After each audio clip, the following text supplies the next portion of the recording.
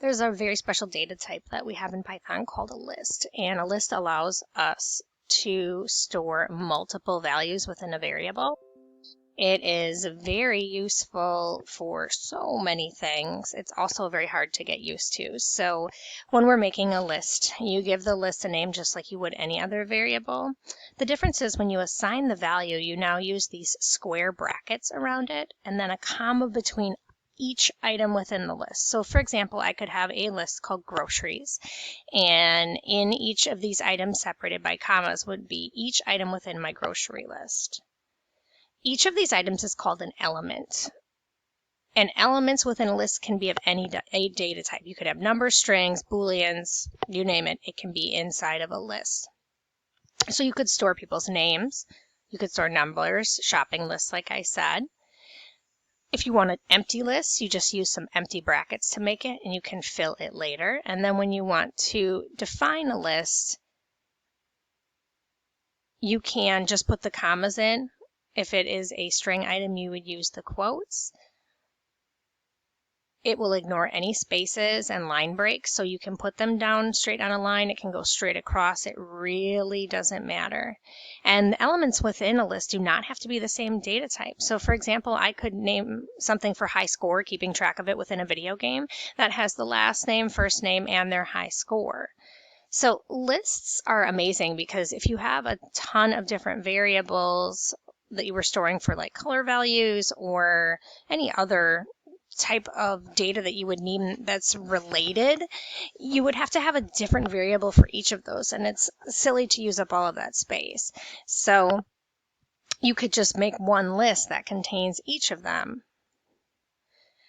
Accessing list items, we use the index or the order where it is in line. So what's interesting is, just like when we were talking about some of our other values, like in the for loop, the index is always going to start at 0. So red in this list is 0, blue is 1, 2, 3, and 4.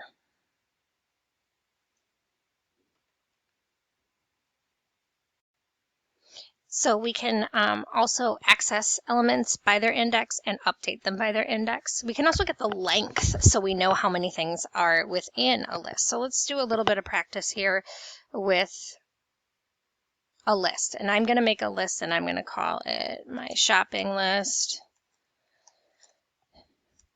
And I'm going to start with just a blank list. So if I want to add to this list, I would need to update an item. To update the items in my shopping list, I'm going to just say shopping list and add those items that I want to add to the list. So I'm going to start with, let's do,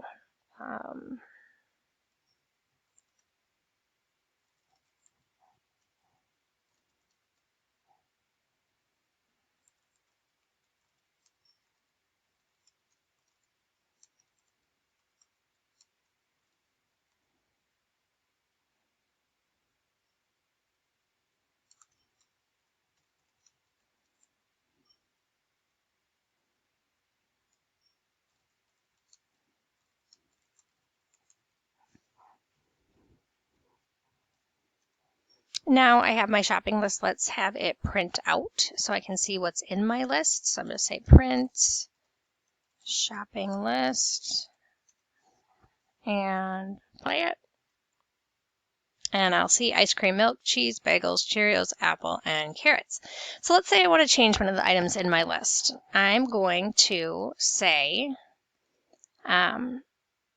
shopping list. I'm going to get rid of the ice cream and replace it with frozen yogurt. So I'm going to say shopping list, and I'm going to go with index of 0, because that's that.